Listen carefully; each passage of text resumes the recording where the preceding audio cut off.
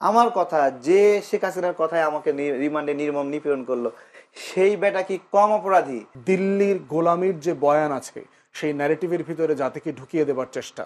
আমার দেশের সন্তান হয়ে আমার দেশে আরেক সন্তানকে হত্যা করলো, সেটাকে কিভাবে দেখে? যে আওয়ামী লীগের নেতারা এই যে তাপস গং যেটা আছে, নানক, সাহারা খাতুন থেকে শুরু করে পুরো গ্যাং মিলে 15-20 জন আওয়ামী লীগের লোকজন ভিতরে পাঠিয়েছে, 200 লোক মিছিল নিয়ে বেরিয়ে আসছে, অ্যাম্বুলেন্সের দরজা খুলে দেখা গেছে যে আসলে কোনো রুগী নাই, এখানে হিন্দি ভাষায় লোকজন কথা বলছে। এই জায়গাটাতে আলোচনা করতে হবে যে আসলে মুক্তিযুদ্ধের পক্ষে কারা ছিল, বিপক্ষে কারা ছিল। অতএব 16 বছরের এই ফ্যাসিবাদ, যাদের নেতৃত্বে বাংলাদেশের স্বাধীন ফোর্স, আমাদের সীমান্তরক্ষী বাহিনী, আমাদের সশস্ত্র বাহিনীগুলোকে তার ডিগনিটি কম্প্রোমাইজ করতে হয়েছে, তারা হচ্ছে আমাদেরকে শিখিয়েছে যে আসলে কে মুক্তিযুদ্ধের পক্ষের শক্তি, কে স্বাধীনতার পক্ষের শক্তি, আর কে বিপক্ষের শক্তি। তাই এটা হচ্ছে শুধু 71-এর মাপকাঠি দিয়ে এটা গোনা যাবে না, এটা গুনতে হবে আমার প্রত্যেক দিনের আজাদির লড়াইকে সামনে রেখে, যে আসলে আমার কে পক্ষের শক্তি, কে স্বাধীনতা সার্বভৌমত্বকে আফল করছে, আর কে এটাকে নিয়ে ব্যবসা করে বিক্রি করে দিচ্ছে দিল্লির কাছে। এই মানদণ্ডটা প্রত্যেক দিনের জায়গা থেকে বিবেচনা করতে হবে। আমি একটা যে আপনি বলেছেন যে আসলে পক্ষ বিপক্ষে এরকম কোনো বক্তব্য দেখছেন না, কিন্তু আমরা বিএনপির অনেক নেতার কাছ থেকে বা মুখের ভাষা তারা বলছেন যে জামায়াত যুদ্ধবিরোধী ছিলেন বা বিপক্ষে ছিলেন, এই ধরনের কথাবার্তা তো আমরা শুনছি না, এমন আপনি শুনছেন কিনা আমি জানি না। মানে বিষয়টা এত ডমিনেন্ট কোনো ব্যাপার না, আমার কাছে মনে হয়েছে এগুলো খুবই স্লিপিং কমেন্ট, একজন আরেকজনকে রাজনৈতিক ভাষায় রেটরিক আকারে মানে ঘায়েল করবার জায়গা। আওয়ামী লীগের আমলে আপনার মনে থাকার কথা, রাজাকারদের একটা তালিকা তারা প্রকাশ করেছিল 10,000+, সেখানে দেখা গেছে 7,000+ হচ্ছে আওয়ামী লীগের লোকজন, 2,000+ সম্ভবত বিএনপির সাথে জড়িত, সবচেয়ে কম সংখ্যা হচ্ছে জামাতের। তাহলে প্রশ্ন হচ্ছে আপনি যুদ্ধের পক্ষে বিপক্ষের আলাপটা কিভাবে তুলবেন? এরপরে দেখেন জামাতের নেতা ডাক্তার শফিকুর রহমান নিউ ইয়র্কে কয়েকদিন আগে বলেছেন মুক্তিযুদ্ধ নিয়ে তারা ক্ষমা চেয়েছেন, তাদের যে কোনো ভুল ত্রুটির ব্যাপারে তারা ক্ষমা চেয়েছেন। তাদের অ্যাডভোকেট শিশির মুনির বলেছেন জামাত ইতিমধ্যে নাকি আরও 2বার তাদের এই ইস্যুতে তারা জাতির কাছে ক্ষমা চেয়েছে। তাহলে প্রশ্ন হচ্ছে একটা রিজলভ সেটেল ইস্যু, যেটা শেখ মুজিব নিজ দায়িত্বে জেনারেল অ্যামনেস্টি দিয়ে, সাধারণ ক্ষমা দিয়ে, কোলাবোরেটরস অ্যাক্ট দিয়ে কিছু বিচার টিচার করে এটা ফয়সালা করে গেছেন, সেই বিষয়টাকে নিয়ে এখন আবার তর্কের মধ্যে আসা হচ্ছে। দিল্লির গোলামির যে বয়ান আছে সেই ন্যারেটিভের ভিতরে জাতিকে ঢুকিয়ে দেবার চেষ্টা।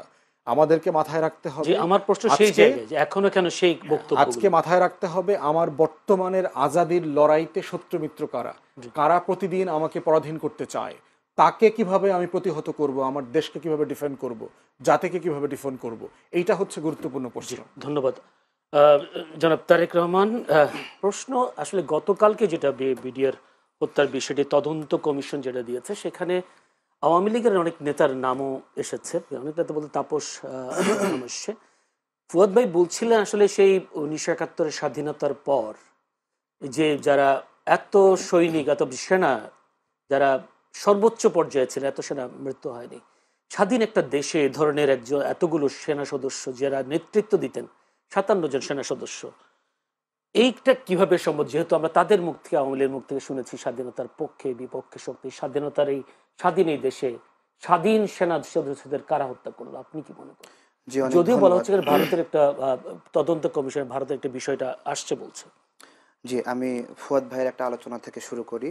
ফুয়াদ ভাই একটা তথ্য দিয়েছে যে 7,000-এর মতো আওয়ামী লীগ রাজাকার ছিল, 2,000-এর মতো বিএনপি রাজাকার ছিল এবং জামাত থেকে সবচেয়ে কম ছিল। আমি 2019 সালের যেই তালিকাটা হয়েছিল সেই তালিকাতে যেই 10,000, 11,000 যে সংখ্যাটা ছিল, সেই সংখ্যাতে 78 জন জামাতে ইসলামের বেঁচে আছে, সক্রিয় রাজনীতিতে আছে, এরকম আইডেন্টিফাই হয়। সেই সময় জামাত ইসলাম গুজব ছড়ায়, জামাত শিবির, যে তাদের মাত্র 37 জনের নাম পাওয়া গেছে এবং বাকি যারা ছিল তাদের এখানে তারা কোন দল করে এরকম উল্লেখ ছিল না। তো এইখানে 8,000 বলছে ফুয়াদ ভাই এবং 2,000 বলছে বিএনপির। ওই সময় বিডি ফ্যাক্ট চেক থেকে এই তথ্য যে অসত্য, কোনো গণমাধ্যমে আসেনি, সেটা প্রকাশিত হয় এবং এইটাকে ক্রস চেক করে বর্তমান সময়ে এসে দ্য ডিসেন্ট নামে যে জামাতে ইসলামের ওই সময়ের প্রোপাগান্ডাটা এটা একটা গুজব ছিল। আজকে ফুয়াদ ভাই সেই গুজবটাকে আবার এভাবে বলছেন, যাক মানে আমরা জানলাম বিষয়টা আর কি, এভাবে একটা ভুল তথ্য এভাবে দিলেন আর কি। ঠিক আছে, আমার তথ্য ওইখানে আমরা এটাকে ওইভাবেই বলি যে জামাতের যদি সবচেয়ে কমই রাজাকার হয়, রাগ করেন কেন? রাগ তো করার কথা না, খুশি হওয়ার কথা। ব্যাম পার্টি বাজিয়ে ফুল দিয়ে উৎসব করেন যে জামাত ইসলামে রাজাকার সংখ্যা সবচেয়ে কম। আর হলো পিলখানা হত্যার সঙ্গে আরেকটা বিষয় একটু যোগ করেছেন যে মুক্তিযুদ্ধেও এত অফিসার নিহত হননি বা এত সেনা সদস্য নিহত হননি। 25 মার্চে 49 জন ওই দিনই আমাদের পুলিশ বাহিনীর সদস্য নিহত হয়েছিলেন, এবং আমাদের মুক্তি সেনাবাহিনীর সদস্য, পুলিশ সদস্য মিলে প্রায় 10 থেকে 15,000, অ্যাকুরেট সংখ্যাও নাই, তারা এই যুদ্ধে, জনযুদ্ধে নিহত হয়েছিলেন। তো ওই যুদ্ধে নিহত হয়েছিলেন, এইটাকে পিলখানা হত্যার সঙ্গে তুলনা করা মোটেও ঠিক হয়নি। এটা আলাদা একটা ফ্যাক্টর, এটার বিচার আমরা চাই, এটা বিচার করতে তুলনার হবে। বিষয় না, এতগুলো সেনা সদস্য, হ্যাঁ। বিশেষ করে সর্বোচ্চ পর্যায়ে সেনা সদস্য হ্যাঁ, একসাথে এইভাবে হয়েছে কিনা, শহীদ হয়েছে কিনা এইভাবে যুদ্ধে। এইভাবে আমি তো বললামই তো যে একদিনে আমাদের পুলিশ সদস্য 49 জন 25 মার্চে নিহত হয়েছিলেন। পুরা সময়ে সেনাবাহিনী, পুলিশ বাহিনী, সাধারণ জনগণ মিলে মুক্তি সেনা 10 থেকে 15,000 নিহত হয়েছিলেন। তার মধ্যে কতজন সেনাবাহিনী থেকে এটা ডিফাইন করা নাই, এবং অনেকজন মৃত, তাদেরকে বিভিন্ন ক্যাটাগরিতে বিভিন্ন পদকও দেওয়া হয়েছে মৃত্যুর পরে। তো এগুলো সংখ্যা তুলনা করাটা মজা পাচ্ছেন হয়তোবা, কিন্তু আমি বলছি তুলনা করা ঠিক না। মুক্তিযুদ্ধ সম্পূর্ণ ডিফারেন্ট একটা বিষয়। পিলখানা হত্যাকাণ্ডে ভারতের স্বার্থ আছে। রৌমারী সীমান্তের হত্যার কথা জানেন, ভারত পরাজিত হয়েছে, সেই স্বার্থে ভারত কাজ করেছে। আমার প্রশ্ন হলো, ভারত আমাদের শত্রু, তাই না? শত্রু। পিলখানাতে তারা একটা ঘটনা ঘটাইছে, এখানে বাংলাদেশের সন্তান যারা বিডিআর সদস্যরা ছিলেন, তারা ভারতের দ্বারা মোটিভেটেড কেন হলেন? আমার প্রশ্ন, কেন মোটিভেটেড হলেন? এরকম তো ঘটেনি যে বিডিআর সদস্যদেরকে সেনা সদস্যরা হত্যা করেছে। আমরা কি গল্প এখন এভাবে বলবো যে সেনাবাহিনী হলো বিডিআর সদস্যদের হত্যা করেছে? তাই না? ভারত আমার তদন্ত শত্রু। কমিটির প্রতিবেদন দেওয়ার পর কি আপনি তাই মনে করবেন? না না, আমি তো সেটা বলতে পারি না যে সেনা সদস্যরা মনে বিডিআর, করার সুযোগ আছে কিনা। না এরকম কি সুযোগ আছে নি ভাবার? তাই না? ডিফেমিং করার জন্য সুযোগ তো নাই, তাই না? ভারত আমার শত্রু। আমার প্রশ্ন হলো, বাংলাদেশি বিডিআর সদস্য যারা ছিল তারা কিন্তু তাদের দ্বারা মোটিভেটেড হয়ে সেনা কর্মকর্তাদের হত্যা করলো। ভারতের আপনি বিচার করবেন কি করবেন না, করতে পারবেন কিনা পারবেন না পরের বিষয়। আমার দেশের সন্তান হয়ে আমার দেশের আরেক সন্তানকে হত্যা করলো, সেটাকে কিভাবে দেখেন? দেখেন বিডিআর এই ঘটনায়, পিলখানার ঘটনায় বিডিআর সদস্যদের মুক্তির জন্য প্রথম যে রাজনৈতিক দল হিসেবে প্রোগ্রাম করে, এটা আমাদের সংগঠনটা, আমরা প্রোগ্রাম করি, আমরা দফায় দফায় প্রোগ্রাম করছি যে এখানে অনেক নির্দোষ মানুষ আপনার হলো বন্দী হয়ে আছে, আটক হয়ে আছে। তাদের শহীদ মিনারের প্রোগ্রামে আমরা সংহতি জানিয়েছি, তাদের আইনি প্রক্রিয়ায় কোর্টে যখন মামলা চলতেছিল সেই সময় আমরা ওখানে দাঁড়িয়েছিলাম। কিন্তু আমাদের ওই এক জায়গায় যে সবাই নির্দোষ না, সবাইকে নির্দোষ বানানো যাবে না গড়পড়তাই, যে এরা সবাই নির্দোষ, ঠিক আছে? এটা মনে রাখতে হবে। এখানে তারা নির্দোষ না, এটা বলতে না না, যারা এখানে সকল বিডিআর সদস্য নির্দোষ না, আমি সেটা বলছি। আচ্ছা, আমার এই কথাটা বুঝতে হবে, সকল বিডিআর সদস্য নির্দোষ না। ভারত তো আমার ক্ষতি করবেই, ভারত তো আমার দুশ্মনী। বাংলাদেশের যে নাগরিকটা ভারতের দ্বারা মোটিভেটেড হয়ে বাংলাদেশের নাগরিককে হত্যা করছে, সে কি কম অপরাধী? ভারত তো ক্ষতি করবেই, সীমান্তে পাইলেই গুলি করছে। যারা সুযোগ করে দিচ্ছে, সেটা সেটা আওয়ামী লীগ সুযোগ করে দিয়েছে, তাপস সাহেবের নাম আছে, সে সুযোগ করে দিয়েছে। তো তারাও ভারতের চেয়ে কম অপরাধী নাকি? অথবা তাপস সাহেবের যে নাম যা আসলো, তারা সমন্বয়কারী হিসেবে, তাই না? যেই বিডিআর সদস্যের হাতের অস্ত্র থেকে গুলিটা ছুঁড়ে শাকিল সাহেবকে মারলো, সে কি কম অপরাধী? আমার প্রশ্ন ওই জায়গায়, স্বাধীন দেশে কেন স্বাধীন দেশের সৈনিককে মারা হলো? এটা তো একটা ঐতিহাসিক বিষয় আছে। আমরা ওই গল্পগুলো শুনছিলাম যে রৌমারী সীমান্তে, তারপরে সিলেট সীমান্তে ভারতের ছোট ছোট পরাজয় ছিল বা বড় পরাজয় ছিল। সেই পরাজয়গুলোর পর থেকে তাদের একটা পরাজয়টা বিএনপির আমলে, আমি এক্স্যাক্টলি বলতে, সিলেটের যেটা ছিল সেটা বিএনপির সময় সেটা ছিল, সিলেটের যেটা। আর রৌমারী সীমান্তে এটাও বিএনপির সময় ছিল। এবং দুঃখজনক একটা বিষয় রয়েছে যে না, এটা আওয়ামী লীগের সময়ে ছিল। রৌমারী সীমান্তে আওয়ামী লীগের সময়ে ছিল। দুঃখজনক হলো যে অফিসার নেতৃত্বে ছিলেন তখন, তাকে আপনার হলো পরবর্তীতে বিএনপির সময়ই বহিষ্কার করা হয়। ধন্যবাদ। আমি একটু ফুয়াদ ভাইয়ের কাছে যাই। ফুয়াদ ভাই, আমরা প্রায় শুনি আসলে আওয়ামী লীগ আমলে 10,000 বা 11,000 কি একটা তথ্য দিয়েছিল রাজাকারের, সেই কথা তারেক রহমানও বলছেন। বারবারই আমরা জামাত নেতাদের মুখেও শুনি তাদের দলে কম ছিল, আওয়ামী লীগ বিএনপি বেশি ছিল। এটি কি আসলে ওনার কথাগুলো কি আসলে বাকি জামাতে যেগুলো ছিল ওগুলো বাইরে যারা ছিলেন তারা কোন দল করে সে তা নিশ্চিত হওয়া যায়নি, বিষয়টি কেমন? প্রশ্ন হচ্ছে বিষয়টা রেলেভেন্ট কেন এখন 2025 সালে এসে আপনি 71-এর প্রশ্ন দিয়ে আপনি জাতিকে আর কত বিভক্ত করবেন? এই কোশ্চেনগুলো নিয়ে যেটা গত 50 বছরে আমরা দেখেছি, যেটা দরকার ছিল সরকার একটা কমিশন করা। আমরা এখনো জানি না কজন মানুষ মারা গেছে। আপনার মুক্তিযুদ্ধ মন্ত্রণালয় বলেছে 7,000 সামথিং লোক মারা গেছে, তাদের শহীদদের তালিকাতে আছে। যারা ভাতা নেয় তারা সবাই ভাতা নেয় না, এর ভিতরে কয়েক হাজার মানুষ ভাতা নেয়। তাহলে প্রশ্ন হচ্ছে যদি 7,000 লোক সামথিং মারা গিয়ে থাকে প্লাস মাইনাস, আমরা 30 লক্ষের গল্পটা বলছি কেন? মানে আপনাকে এটা রিজলভ করতে হবে। তো এটা খুব কঠিন কাজ না যে আপনার মুক্তিযুদ্ধে কতগুলো মানুষ মারা গেছে, পক্ষে কতজন ছিল, বিপক্ষে কতজন ছিল, এর ভিতরে বিহারি গণহত্যা হয়েছে, বিহারিদেরকে কারা কারা হত্যা করেছে, সেগুলোর একটা ফ্যাক্ট ফাইন্ডিং কমিশন করে দেন। রাষ্ট্র একটা কমিশন করে দিলে এই বিষয়টা সেটেল হয়ে যায়। এই বিষয়টা এখন আপনি কিভাবে রিজলভ করবেন? ধরলেন যে জামাতের ভিতরে এতজন রাজাকার আছে, আওয়ামী লীগের ভিতরে এতজন রাজাকার আছে, বিএনপির ভিতরে রাজাকার আছে, এই লোকগুলো ম্যাক্সিমাম মারা গেছে না, কি করবেন? এটা দিয়ে আপনি এখন কি অ্যাচিভ করবেন বাংলাদেশের? আপনার এখন গুরুত্বপূর্ণ হচ্ছে আজকে আপনার স্বাধীনতা থ্রেটের মধ্যে আছে, হুমকির মধ্যে আছে। আজকে আপনার সার্বভৌমত্ব হুমকির মধ্যে আছে। আর আমরা সবাই মিলে যদি এখন আলাপ করি 71 সালে কে পক্ষে ছিল আর বিপক্ষে ছিল, তখন কি হবে? এই আলাপটা তো আওয়ামী লীগ করেছে গত 16 বছর ধরে। বিচার করবার দায়িত্ব কার ছিল? শেখ মুজিবের উপরে ছিল। কে মাফ করে দিয়েছে? ত্রিপক্ষীয় চুক্তি করে, সিমলা অ্যাকর্ড করে ভারত, পাকিস্তান, বাংলাদেশ মিলে কাদেরকে মাফ করে দিয়েছে? শেখ মুজিব করেছে। তাহলে বিচার যদি না হয়ে থাকে, আলবদরদেরকে যদি আপনি বিচার করতে না পারেন, পাকিস্তানিদেরকে যদি বিচার করতে না পারেন, এই দায়িত্ব আওয়ামী লীগের, শেখ মুজিবের। সেই প্রশ্নটা আপনি এখন এনে এটা রিজলভ করবেন কিভাবে? শেখ মুজিবকে এনে তো আপনি এখন জবাবদিহি করতে পারবেন না। একমাত্র ব্যক্তি জীবিত আছে ডক্টর কামাল হোসেন, আওয়ামী লীগের আইন এবং পররাষ্ট্র বিষয়ক মন্ত্রী ছিল। তিনি ওই সিমলা অ্যাকর্ড সাইন করেছেন। তাকে ডেকে এনে জিজ্ঞেস করেন আপনারা গণমাধ্যমের পক্ষ থেকে যে আপনারা কেন মাফ করে দিলেন। তাহলে আজকে এই প্রশ্নগুলো আলাপে আনা মানেই হচ্ছে যে আমরা ইচ্ছা করে আমরা বর্তমানের স্বাধীনতা নিয়ে চিন্তিত না, আমরা 71-এর গল্প নিয়ে ব্যস্ত। 71 মনে হয় আমাকে 2025 সালে স্বাধীন রাখবে। পৃথিবীর ইতিহাস এভাবে চলে না। পৃথিবীর ইতিহাস একটা ফরওয়ার্ড লুকিং জায়গা। আপনাকে মাথায় রাখতে হবে আজকের স্বাধীনতা আপনার হুমকির মধ্যে আছে কিনা, আজকে আপনি স্বাধীন কিনা, পরাধীন কিনা, সেটার বন্দোবস্ত আপনার কাছে আছে কিনা, সেই তর্কগুলো, আলাপগুলো তোলা দরকার। আপনার মনে থাকার কথা, আওয়ামী লীগ যখন সেই তালিকা প্রকাশ করেছে, আওয়ামী লীগের নেতাদের নাম থাকার কারণে কিন্তু সেই তালিকাটা সরকার উইথড্র করে নেয় এবং তার এক সপ্তাহের ভিতরে দ্বিতীয় তালিকা প্রকাশ করবার কথা ছিল। আওয়ামী লীগ পরবর্তীতে রাজাকারদের তালিকা আর প্রকাশ করে নাই। এখন প্রশ্ন হচ্ছে কেন করলো না, কেন আইডেন্টিফাই করলো না, তাদেরকে ধরলো না কেন? আরো 10 বছর আগে তো আরো বেশি লোক বেঁচে ছিল। কিন্তু প্রশ্ন হচ্ছে এটা রিজলভ করবেন কিভাবে? এটা রিজলভ করবার একটা জায়গা আছে, আপনি একটা ফ্যাক্ট ফাইন্ডিং কমিশন করে দেন।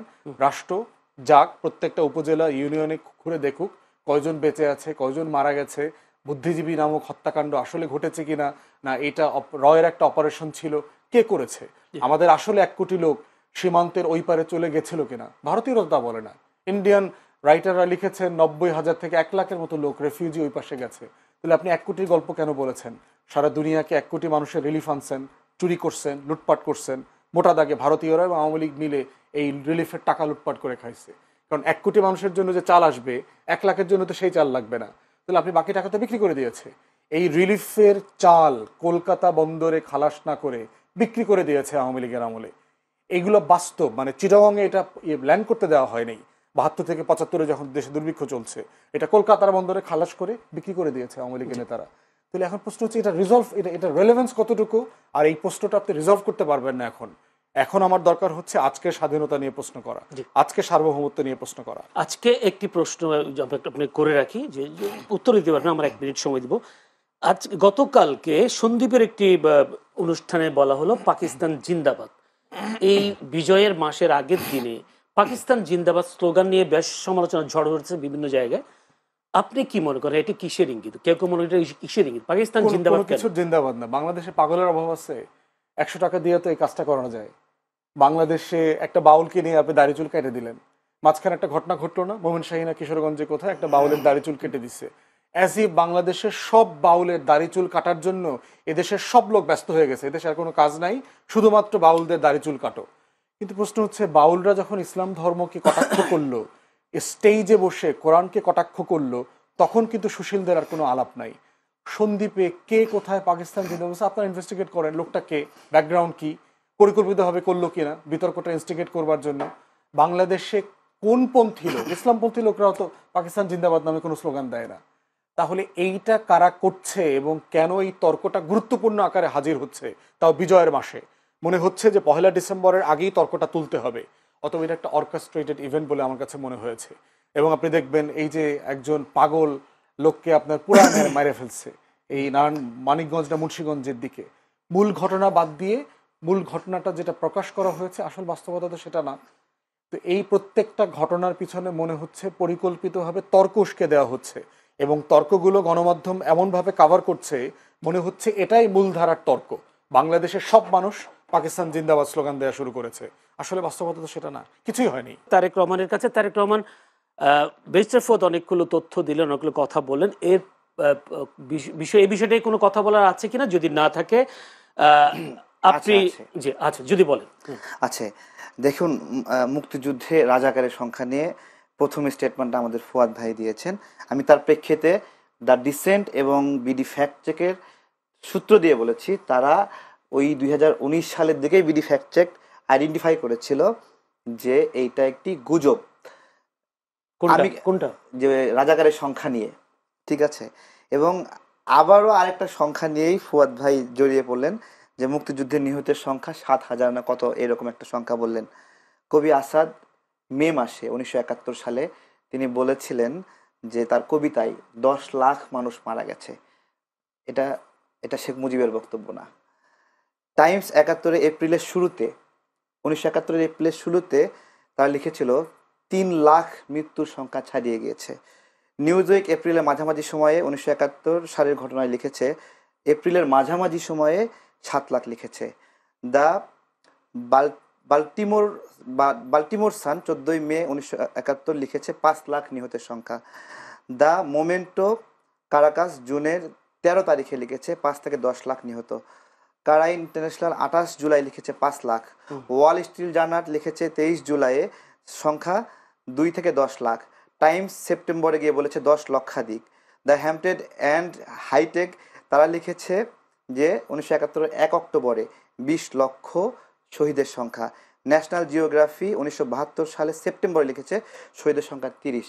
এবং 1971 সালের কোনটা নেব? 1971 সালের, হ্যাঁ, এগুলো কি বলছি ঘটনাগুলো উনি একটা কথা বলেছেন, যে আমি প্রশ্নটা করি, আমি বলছি, দেখেন মানে বঙ্গবন্ধু শেখ মুজিবুর কোনটা নিব, রহমান, হ্যাঁ কোনটা নিব। দেখেন এখানে ঘটনা তথ্যগুলো আসছে এপ্রিল, মে, সেপ্টেম্বর, অক্টোবর, দিন যাচ্ছে সংখ্যা 2 লাখ থেকে 5 লাখ, 5 লাখ থেকে 7 লাখ, 7 লাখ থেকে 10 লাখ, এইভাবে ডিসেম্বরের আগেই এই স্টেটমেন্টটা আসছে। দেখেন 1 October 1971 the Hampstead and Highgate Express বলছে যে শহীদের সংখ্যা 20 লক্ষ।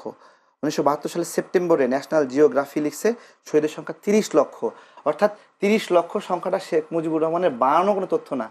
আমার প্রশ্ন সেটা না, উনি একটা কথা বলেছেন, তালিকাটা করা হলো না কেন? হ্যাঁ, উনি বলেছে তালিকাটা করা হলো না কেন, এর ব্যর্থতা কার দিবেন? এটা তো আমাদের, এটা আমার ব্যর্থতা, এটা ফুয়াদ ভাইয়ের ব্যর্থতা, এটা আওয়ামী লীগের ব্যর্থতা, এটা বিএনপির ব্যর্থতা না। আমরা এটা নিয়ে জোর দাবি করি নাই, আমরা জানতে চাই না, এটা আমরা জোর আওয়াজ তুলি নাই, সবাই বলি নাই। যারা দায়িত্ব ছিল তারা করে নাই। বিএনপি দায়িত্ব ছিল, জামাত দায়িত্ব ছিল, আওয়ামী লীগ দায়িত্ব ছিল, বিভিন্ন সময় ক্ষমতা ছিল, এরশাদ ছিল, কেউই করে নাই বলেই বিতর্ক। কিন্তু বিতর্ক হলেও ঐতিহাসিক সাইন রয়ে গেছে সংখ্যাটার। 17 ডিসেম্বর থেকে শুরু করে শেখ মুজিবুর রহমান 9 জানুয়ারি বাংলাদেশে পদার্পণের আগ পর্যন্ত 30 লক্ষ সংখ্যাটি না হলেও 1 ডজন পত্রিকায় আসছে। আমি একটা নতুন প্রশ্নে যাই, 7,000 বলাটা একটা অন্যায়। আমি একটা নতুন প্রশ্নে যাই। তারেক রহমান, আজকে রেজা কিবরিয়া, সাবেক অর্থমন্ত্রী শাহ এম এস কিবরিয়ার ছেলে রেজা কিবরিয়া বিএনপিতে যোগদান করেছেন। তো বিএনপি মহাসচিব মির্জা ফখরুল ইসলাম আলমগীর বলেছেন যে বিএনপিতে যোগদানের হিড়িক পড়ে গেছে। কেউ কেউ আপনাকে বলে যে জামায়াতের বিপক্ষে কথা বলেন, অন্যান্য দলের বিপক্ষে বলেন, বিএনপির পক্ষে কোনো কথা বলেন না। আপনি কবে যোগ দিচ্ছেন বিএনপি? আচ্ছা, প্রথমত হলো বিএনপি যে জায়গায় কাজ করে, আমরা ভিন্ন জায়গায় কাজ করি। কাজের অনেক কিছু মিল আছে, জাতীয়তাবাদের বিষয়ে মিল আছে, আধিপত্যবাদ বিরোধী, আগ্রাসন বিরোধী বিষয়গুলোতে মিল আছে, কিন্তু আমাদের ভিন্ন ভিন্ন ন্যারেটিভ আছে। তাদের যেরকম 31 দফা আছে, আমাদের এরকম 10 দফা আছে, সেগুলো দেখলে আলাদা। এবং আমরা এই ভিন্ন চিন্তা নিয়ে রাজনীতি করতে চাই। এমনকি আমরা ধানের শীষ প্রতীক নিয়েও মানে হলো যদি সুযোগ আসে আমাদেরকে যদি তারা জোটের অংশ হিসেবে যদি বলে যে এটা আপনারা করেন তাহলে আমাদের ওনারা দিলে কি পারবেন না না আমাদের আমাদের ধানের শীষ দিলে এখন না, আরো 2 মাস 3 মাস আগে থেকে আমরা বলে তাদের সাথে যুক্ত হতে হবে আগে। আমরা তো তাদের সাথে যুগপৎ আন্দোলনে একসঙ্গে ছিলাম। না আমি নির্বাচনের বিষয়ে আমাদের তো ছোট সংগঠন, এই ছোট সংগঠনে তাদের দরকার হবে কিনা সেটাই একটা বিষয়, ঠিক আছে। সেই কারণে কি আপনারা সবসময় আপনি সবসময় বিএনপি পক্ষে কথা বলেন? না অনেকেই বলে আমি যদি দেখেন আপনাকে নেওয়ার জন্য না নেওয়ার জন্য বিষয়টা না, বিএনপি একটা বড় দল। আমি বলছি আমাদের আমজনতা দল একটা ছোট সংগঠন, এটা ছোট ছোট জায়গায় ভূমিকা রেখেছে। গণ অভ্যুত্থানের মধ্যে আমাদের 7 জন মানুষ মারা গেছে, 100-এর উপরে আহত হয়েছে। আমরা আমাদের জায়গা থেকে ছোট ছোট জায়গায় চেষ্টা করি, ঠিক আছে। আপনারা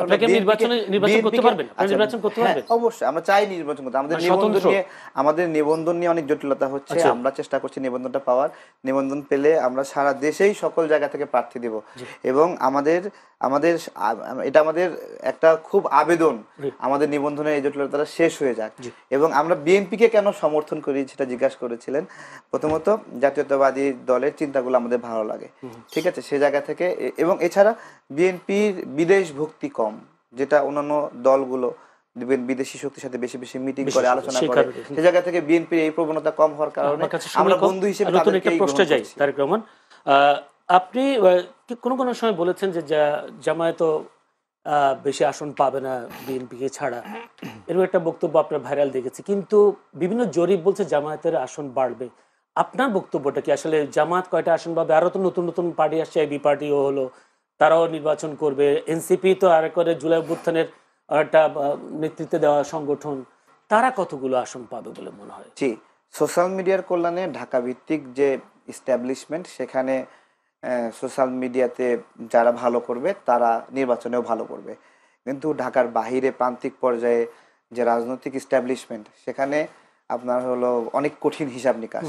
সেখানে ফ্যামিলি লিগ্যাসি আছে, রাজনৈতিক লিগ্যাসি আছে এবং আপনার দীর্ঘ সময়ের জনগণের সাথে একটা বন্ধুত্বের আছে। জামাত তো নিজেকে জামাত হিসেবে বলতোই না আগে, তারা আবার ভোট চাইতে গেলে কি পরিচয় ভোট চাইতে যাবে? সেই জায়গা থেকে বলছি, যারা নিজেদের পরিচয়টাই দিতে শঙ্কাবোধ করতো আগে, তারা হঠাৎ করে 2-4 মাস 5 মাস 6 মাসের ক্যাম্পেইনে সব উল্টায় ফেলবে। এখান থেকে আমার যে তারা ফেসবুকে অনেক হাইপ তুলতে পারে, কৃত্রিমভাবে জনপ্রিয়তা দেখাতে পারে, কিন্তু এর মানে পাবলিক কনসার্ন না। আর 1971 সালের এই বিষয়টা অনেকে বলতে পারে যে এগুলো আর প্রয়োজন নাই, এগুলো এখন কেন বলছি, নতুন করে সাজাইতে হবে। আমি বলি ভাই, বাংলাদেশ যতদিন থাকবে ততদিন রাজাকারদেরকে মানুষ যেরকম মনে রাখবে, মুক্তিযোদ্ধাদেরকে মনে থাকবে। যতদিন এই পতাকা থাকবে ততদিন মুক্তিযুদ্ধ প্রাসঙ্গিক, যতদিন এই মানচিত্র থাকবে ততদিন এই মুক্তিযুদ্ধ প্রাসঙ্গিক, যতদিন আমাদের জাতীয় সঙ্গীত থাকবে ততদিন মুক্তিযুদ্ধ প্রাসঙ্গিক। আপনি যতই অপ্রাসঙ্গিক করার চেষ্টা করেন, এই বিজয়ের মাসে এই আলোচনা চলবে। আপনি আসনের কথা বললেন না, আপনি তো বলেছেন কোন আসনে নির্বাচন করব, কে আসনটা কয়টা, ওরা কয়টা আসন পাবে? আপনি যদি দাঁড়ান বা আপনার দল যদি দাঁড়ান, আপনারা কয়টা আসন পাবেন? না, আমাদের একটা জায়গাতেও জয়ী হওয়ার সম্ভাবনা নাই, ঠিক আছে। এবং কোন জায়গায় গেলে 1000 ভোটও পাওয়া কঠিন হবে।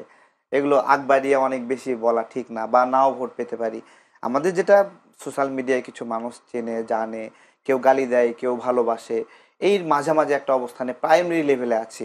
আমাদের জন্য নির্বাচন অনেক পরে হলেও ভালো হতো, আমরা আরো কাজ করার সুযোগ পেতাম। কিন্তু আমরা দেখছি যে দেশটা স্থিতিশীল হলে ভালো হয় দেশের জন্য, সে জায়গা থেকে নির্বাচনের গুরুত্ব নিয়ে আমরা কথা বলছি। এবং জামাত বিএনপির কথা বললেন, তো আমি বলি, যদি আওয়ামী লীগ এই নির্বাচনে অংশগ্রহণের সুযোগ পায়, তাহলে জামাত যেটা হতো, বিএনপির সহযোগিতা নিয়ে কিছু আসন পেত, তারপরে আওয়ামী লীগের সহযোগিতা নিয়ে কিছু আসন পেত। এই সময়টাতে সে একা একা, এবং এই কারণে তাদের কিছু সমন্বিত ভোট থাকতে পারে, কিন্তু জয়ী হয়ে আসার মতো ফিটনেস খুব দুর্বল। যে কারণে তাহের সাহেব অনেক জয়ী না, মানে একটা আসনে এমপি হওয়ার জন্য যতটুকু, যেমন তাহের ভাই শেষে সে বিনয়ের সুরে বলছে যে মুজিব ভাই তো এখন নাই, মুজিব ভাইয়ের ভোটগুলো আমারে দিয়েন। তাদের অসহায়ত্বের জায়গাটা বুঝতে হবে যে তাদের বিজয়ী হওয়ার জন্য, তাদের বিজয়ী হওয়ার জন্য আওয়ামী লীগের ভোট প্রয়োজন, জাতীয় পার্টির ভোট প্রয়োজন। এবং যে কারণে তারা বারবার আওয়ামী লীগ বা জাতীয় পার্টি নির্বাচনে আসবে এটা শুনলে তারা আতঙ্কিত হয়, বা তারা এটা আমি চাই বাংলাদেশের সকল রাজনৈতিক প্রক্রিয়া নির্বাচনে অংশগ্রহণ করবে, এবং কে খারাপ কে বাতিল তাকে ওই যে বলে না জনগণ চায় আওয়ামী লীগ আর অংশগ্রহণ না করুক, তাদের বাস্তবতা নাই, ঠিক আছে, আমি বলি ওইটা জনগণের হাতে ছেড়ে দিতে হবে। জনগণ কি করবে, আমি এভাবে ধরে আওয়ামী লীগ জাতীয় পার্টি নির্বাচনে আসুক, এটা আপনি চান? এটা আমি চাই। যদি একটু ব্যারিস্টার সাজ্জামান ফুয়াদ, আসলে কি সেই আওয়ামী লীগ জাতীয় পার্টি নির্বাচনে আসার মতো সেই পরিস্থিতি আছে কিনা? মোটেই নাই। কারণ হচ্ছে যে গণ অভ্যুত্থানের পরে যে কি ঘটেছে তার ব্যাপারে জাতিসংঘের মানবাধিকার দপ্তর থেকে একটা বিস্তারিত 114 পৃষ্ঠার একটা রিপোর্ট দেখে বলা হয়েছে, এবং আওয়ামী লীগের 6 সপ্তাহের যে আমলনামা, এই আমলনামার বাইরে তো আরও অনেক আমলনামা আছে। তার ভিতরে 2টা আমলনামা গতকালকে প্রকাশিত হয়েছে, যে পিলখানা গণহত্যার সাথে আমার প্রত্যেকটা বাহিনীকে আন্ডারমাইন করবার জন্য ভারত এবং আওয়ামী লীগ একসাথে মিলে কাজ করেছে। এইরকম একটা জাতীয় নিরাপত্তার হুমকি কোনো সংগঠন কোনো দেশে রাজনীতি নির্বাচন করতে পারে না। পৃথিবীর কোনো গণতান্ত্রিক রাষ্ট্রে এটা অ্যালাউ করা হয় না। এবং আজকে যেহেতু সময় কভার করবে না, পৃথিবীর বহু দেশ আছে, নাৎসিদেরকে, ফ্যাসিস্টদেরকে তো ইউরোপ তো গণতান্ত্রিক রাষ্ট্র, কই হিটলারের চিহ্ন পর্যন্ত, হিটলারের একটা ব্যাচ পড়লে আপনাকে জেলে যেতে হবে, আপনি হিটলারকে প্রশংসা করে একটা গান গাইলে পর্যন্ত আপনাকে জেলে যেতে হবে। তো সেখানে গণহত্যার দায়ে অভিযুক্ত দলের নেতারা এবং জাতীয় নিরাপত্তার হুমকি এমন দলগুলো যারা দিল্লির গোলামি করেছে, বাংলাদেশের স্বাধীনতা সার্বভৌমত্বকে আন্ডারমাইন করেছে, তাদের রাজনীতি নির্বাচন করবার কোনো নৈতিক এবং রাজনৈতিক অধিকার নাই, থাকতে পারে না। ধন্যবাদ। আমি একটু আরেকটা প্রসঙ্গে যেতে চাই। তারেক রহমান, আপনিও জানেন, বীর মুক্তিযোদ্ধা বিএনপি নেতা ফজলুর রহমান একটি আপত্তিকর মন্তব্য করেছেন আন্তর্জাতিক অপরাধ ট্রাইব্যুনাল নিয়ে। সেই জন্য তাকে ডেকেছেন এবং তাকে কাউন্সিলের, অর্থাৎ বার কাউন্সিলের সনদ নিয়ে তাকে সশরীরে হাজির হয়ে ব্যাখ্যা দিতে বলেছেন। আপনাকেও দেখেছি জামায়াতি ষড়যন্ত্রে আন্তর্জাতিক আদালতের ন্যায় বিচার প্রশ্নবিদ্ধ আপনি মন্তব্য করেছেন। আপনি বলেছেন গণ অভ্যুত্থানের মামলাগুলোকে ভেলকা বানিয়েছে জামায়াতিরা। আসলে কিসের ভিত্তিতে বলছেন, বিষয়টা একটু পরিষ্কার করলে ভালো। দেখুন, এটিএম আজহার যিনি যুদ্ধাপরাধী হিসেবে সাজাপ্রাপ্ত, তিনি জামিন পেলেন কিভাবে বা মুক্তি পেলেন কিভাবে, এটা ওনার মুক্তির আগে জামাতে ইসলাম অনেকগুলো আন্দোলন করেছে, এক প্রকারান্তে একটা আন্দোলন কেন্দ্রিক চাপ সৃষ্টি করেছিল আদালতের ওপরে। আমরা এটা বলতে পারি যে একটা আদালতকে প্রভাবিত করার জন্য মব তৈরি করেছিল। যদি কেউ এভাবে বলে তাহলে আমি মনে করি যে এটা এভাবে বলা যায়, মব তৈরি করেছিল। এবং এই যে আমার প্রশ্ন হলো, এটিএম আজহারকে যখন জামিনটা দিল বা মুক্ত করলো, সেই সময় কি রাষ্ট্রপক্ষ বিরোধিতা করেছিল? রাষ্ট্রপক্ষের কাজ কি? নাকি রাষ্ট্রপক্ষ বলছিল তাড়াহুড়ো করে জামিন দিয়ে দাও? ঠিক আছে, আমি এখানেই বলতেছি যে আসলে কিভাবে ফাংশন করছে আমাদের এই গণ অভ্যুত্থানে। অনেক রাজবন্দী মুক্ত হয়েছে, আমরা যারা জেলে গেছিলাম আমরাও মুক্ত হয়েছি, কিন্তু এই পালের সাথে ডেস্টিনির মতো 43 লক্ষ গ্রাহকের মানুষের টাকা আত্মসাৎ করে তারাও কিন্তু বের হয়ে আসছে। আবরার ফাহাদের খুনিও কিন্তু পালিয়ে গিয়েছিল। আমি ওইখানে আইজিপি মামুনের বিষয়ে আমি বলেছিলাম যে আইজিপি মামুন, রাষ্ট্রপক্ষ, আইনজীবী তো তাজুল ইসলাম ভাই এখানে লড়াই করছে, তার তো জামাতের একটা লিগেসি, পুরনো লিগেসি আছে, বা জামাত করে না, কিন্তু উনি তো জামাতের ওই সময় যুদ্ধাপরাধী মামলার জামাতের পক্ষের আইনজীবী ছিলেন, তাই না? তো সেই বিবেচনাটা এখানে অগ্রাধিকার পেয়েছে কিনা ওনাকে চিফ প্রসিকিউটর করার ক্ষেত্রে, আমি সেটা বলেছিলাম যে যুদ্ধাপরাধী এই মামলা বা গণহত্যা মামলার আসামি পক্ষের আইনজীবী, আবার হলো সে এখন সময়ের প্রেক্ষাপটে যে সে আরেক গণহত্যার মামলার জন্য সে আইনি লড়াই করতেছে। এখানে আমার সমস্যা ছিল যে আরেকটু ভিন্ন রকম মানুষ তাজুল ইসলামকে না দিলে অন্য কাউকে দিলে এটাকে আপনি কি? আমি আরেকটু ভালো মনে করতাম। যেরকম শেখ হাসিনার করে যাওয়া যুদ্ধাপরাধের মামলাগুলোকে আমরা সমর্থন করি না, তার যে ফাঁসি দিয়েছিল, ধরে ধরে ফাঁসি দিয়েছিল একজনকে, আমরা এটা সাপোর্ট করি না, তেমনি এইখানে ওই তাজুল ইসলাম ভাইও এখানে আসা যুক্তিযুক্ত হয়নি।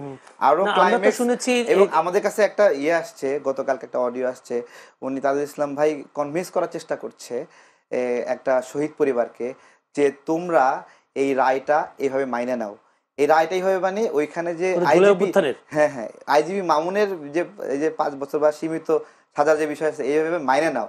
আমি অডিওটা বারবার শুনতেছিলাম, উনি এইভাবে বলতেছেন, এই মামলা বিষয়ে বলতেছিলেন যে তোমরা এটাকে গ্লোরিয়াস ভাবে তুলে ধরো, এটা সুন্দর রায় হয়েছে, তোমরা কেন এটা বিরোধিতা করছো? আপনারা জানেন যে মীর মুগ্ধের বাবা কিন্তু বলছিল যে এই রায়ে তিনি সন্তুষ্ট না মামুনের বিষয়ে, এবং স্নিগ্ধও বলেছিল। ঠিক আছে, তো এই জায়গাতে তো শহীদ পরিবারেরা তো কতটুকু খুশি এই মামলা ক্ষেত্রে। দেখেন, আমি বলি শেখ হাসিনা রাজনৈতিক প্রতিহিংসা রাজনৈতিক দ্বন্দ্ব, তার মনের মধ্যে রাগ ক্ষোভ বিভিন্ন কারণে সে হলো আমাদের ছাত্র ভাইদের হত্যা করেছে। আমার পিঠে গুলি লাগছে, আমরা জেলে গেছিলাম, অত্যাচার করছে। আমার কথা, যে শেখ হাসিনার কথায় আমাকে রিমান্ডে নির্মম নিপীড়ন করলো, সেই বেটা কি কম অপরাধী? আইজিপি মামুন কি শেখ হাসিনার চেয়ে কম অপরাধী? আমার প্রশ্ন এখানে, যে তাকে মানে আইজিপি মামুনের বক্তব্যে শেখ হাসিনাকে সাজা দিতে হবে, এটা আমি সমর্থনই করি না। মানে এই বিচার কি মানেন কিনা আপনি? হ্যাঁ, এই বিচারটা মানেন কিনা? আমি আইজিপি মামুনের কঠিনতম শাস্তি চাই। আসলে এই শাস্তিটা মানতেছি না। আসলে শাস্তি মানবেন, মানে শাস্তি না মানা তো বিচার না, না, আরো আরো বড় শাস্তি চাই তার। আমি আইজিবি আল মামুন আর যাদের শাস্তি হয়েছে এটা তো হয়ে গেছে, আমরা তো ওটা আবার জামাতি ট্যাগ হবে না তো নাকি? না না, আমি তো বলছি আপনি একটা বিচারের মধ্যে একটা অংশ ভুল করলে তো আপনার অন্যান্য অংশ নিয়ে মানুষ প্রশ্ন তুলবে। আমি বলছি প্রশ্ন তোলার সুযোগ কেন করে দিচ্ছে? জি, ধন্যবাদ।